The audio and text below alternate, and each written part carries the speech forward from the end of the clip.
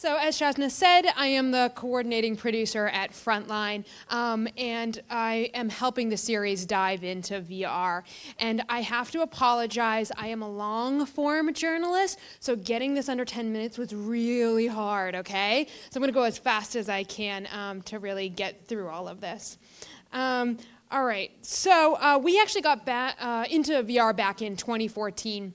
Our executive producer, Rainey Aronson, decided to do a fellowship at MIT's Open Doc Lab to really learn about some new emerging storytelling technologies. And as a filmmaker, she knew right away this is the one that she wanted to dive into. And so today, what I'm going to focus on are some storytelling and journalism challenges that we've been facing, and there are many of them. But first, I just want to tell you a little bit about the series for any of you who may not be as familiar with FRONTLINE. So at FRONTLINE, we've been producing documentaries for over 30 years, and we've made more than 500 films, which is all to say that we have been doing visual journalism for a very long time. And I'm just curious, so how many here have seen a FRONTLINE film before? That's not bad, huh? Okay. And what about one of our 360 films, or even heard about that we were doing them before today? Okay, a couple. Well, we've really made a big push over the last few years to really experiment with form and telling stories in new ways. And we ask ourselves all the time, what's the best way to tell this story? And now, it might be VR. So, this is our very first project, and so it's very much an experiment and a work in progress, but we partnered with Secret Location, which is a really terrific interactive shop, and also Columbia University's Tao Center on this one. And at the helm was one of our most talented, tech-savvy filmmakers, Dan Edge, and even he was thrown quite a few wrenches in the field. And I was going to show you a clip from this, but just for the sake of time, I'll show you a clip from the next one instead. So this is our second foray. Oh, no, I'm gonna have to go by. So yeah, this is our second foray into VR. And this we did with Columbia University's Brown Institute and a trio of young reporter filmmakers, Marcel Hopkins, Ben Moran, and Evan Wexler. And they really risked their lives to go to South Sudan. It was a time when it was an escalation in terms of the conditions for journalists, but they went there to really show you what life is like for the people who are undergoing a famine. So I'm going to show you just a little clip from this, and we've captured it in 2D, so just want to point that out. Okay. Oh, how do I just hit play? Great.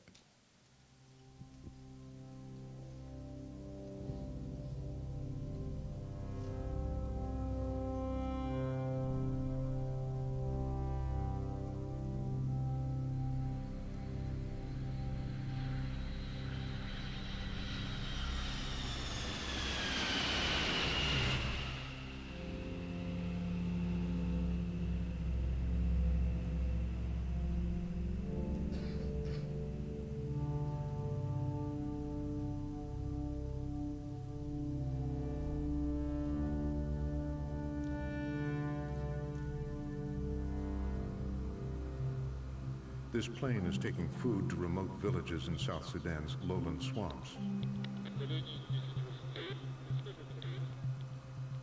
It's the rainy season, and roads are washed out.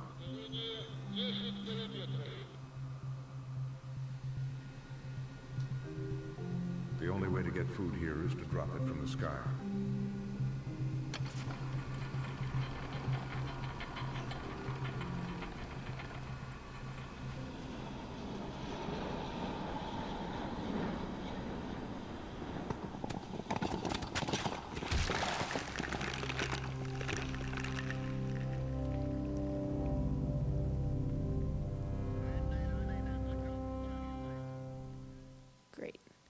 So again, you have to see it in a headset for the full immersive experience. But here is what's at the heart of it all, right? Story and journalism. So this is what I want to focus on.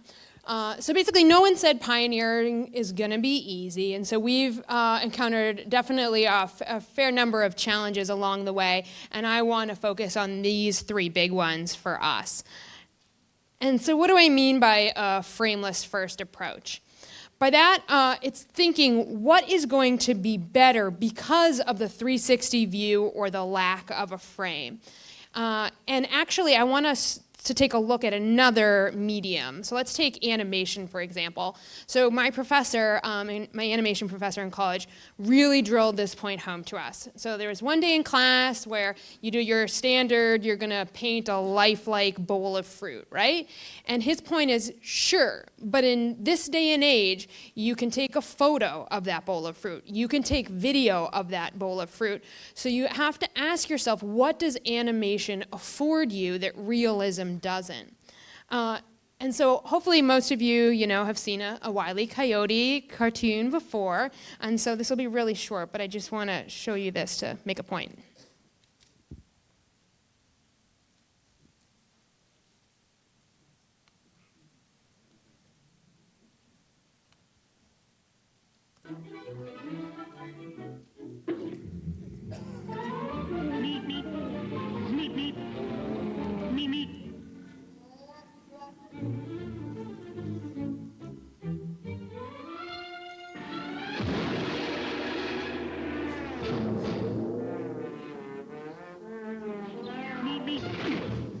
Right.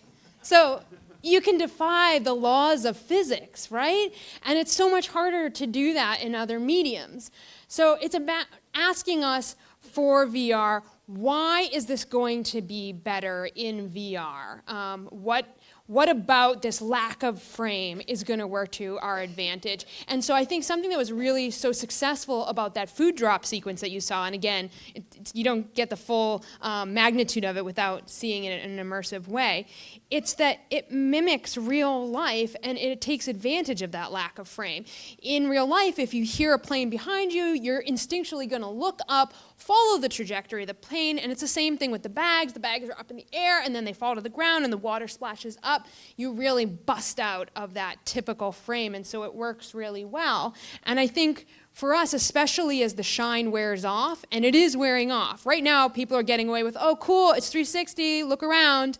But I think story is going to become king, and for us to be able to do really, really good journalism, we're going to have to hold our feet to the fire and ask ourselves that question. And then the other thing that I want to talk about really quickly is just narrative and context. So our job as journalists is to provide information, context, oftentimes narrative. And for us, especially with VR, we really aspire to do more than just take you to an incredible place and let you spin around and take in the scenery. But adding that narrative and building in that context is definitely a challenge, especially when people are trying to process so much visual stimuli at once. And I actually read this little experiment that was done where they had people view with a 360 range, and then they had 180 worth of vision and 90 degrees worth of vision. And when people were watching with full 360 to take in, they couldn't remember the central character's name, And I think there's just something about like the cognitive overload, so we have to come up with really, really great storytelling techniques to overcome that. And so we've been playing with narration pacing, making sure that you have time to absorb stimuli, text on screen, so you're hearing a character's name, you're seeing a character as a name as well, and a multitude of other things, but I think there's a lot more creativity to be had on that front, which I think is really actually an exciting challenge for us as journalists, to not just create something that's experiential, but that still has people engaged and caring. You hear about that word, but walking away with a better understanding of an issue as well. And so every journalist's friends, right, are first person and primary sources, critically important to all of us as journalists. But again, in a 360 world, there's a lot more challenges. Like For example, interviewing, you have to be outside of the room. Heaven forbid you're doing an international story, and now not only do you have to be out of the room, but your translator has to be out of the room. You have to get that perfect take, because again, you can't just cut up sync and go to B-roll or a second camera. So there's just more challenges when you really are trying to pull out that narrative, that context. And there's definitely solutions that are happening. Our friends at Secret Location actually are developing this thing that they call the Interatron. And it basically is a device that enables you on a screen for the subject to be able to see the interviewee, and so that there is some of that rapport. But it's still another, piece of tech. It's not the same as a body-to-body conversation. So another technique that we've been using in the field is making sure when you have the camera and the rig set up, you sit underneath, like by the rig, and then make sure you get like a plate shot to basically Photoshop out the interviewer. But again, oftentimes, because of this access, this rapport, that's when you get the really good stuff. So there's some challenges to that. And then there's the issue of using primary sources, anything from video to stills, video from security cameras, audio, which are so, again, important to us as journalists. But using them in a way in 360 that's not going to detract from the immersive world that you are trying to create. And I think audio is a really great tool to use, and Nani and Emblematic Group have been at the forefront of that. It just takes a lot less manipulation to make it work. But I think, there's still going to be footage filmed in this 2D way that are critically important when we're telling stories that happened in the past. So new ways of approaching that so that we can still use them to give context and build narratives. And so, yeah, we're trying to take all of these lessons, and it's a new form. No one has all the answers, but we're trying to take these into future projects. And so this is one that we have in the works with Secret Location. We haven't mentioned it until now, but this is going to be part of a larger reporting effort in collaboration with NPR on the business of disaster relief, asking some really tough accountability questions. And then we took one slice of that and we said, okay, well, what story is going to work best and lends itself to being told in this 360 way. And so we're going to follow a couple who made the fateful decision to stay behind on Superstorm Sandy. And I think for us, it's easy to say, well, why'd you stay? Why would you ever do something like that? And hopefully this gives a little bit of explanation as to why that might be. And then we're really excited to be partnering up with Emblematic Group to really explore that walk-around VR that Jamie was talking about. We think that has huge potential for journalism, and so we are rolling up our sleeves, thanks tonight, and diving in on that. And I just want to leave you with one last quote that I thought was really fitting, given the skepticism around this new form, especially in regards to journalism. And this was back in 1926. And a reporter was invited to the first live TV demonstration. And this is what he wrote. The image as transmitted was faint and often blurred. It has yet to be seen to what extent further developments will carry Mr. Bard's system towards practical use. So TVs, as we know, are widely adopted. The tech got better. And you know what? People had a new source of news, but people today also still turn to papers and radio and books, maybe read different incarnations of them. So I don't think there's a wiping out of mediums that are gonna happen, but I think it's pretty exciting to be on the front row while we wait to see if VR makes it into practical use. So thank you.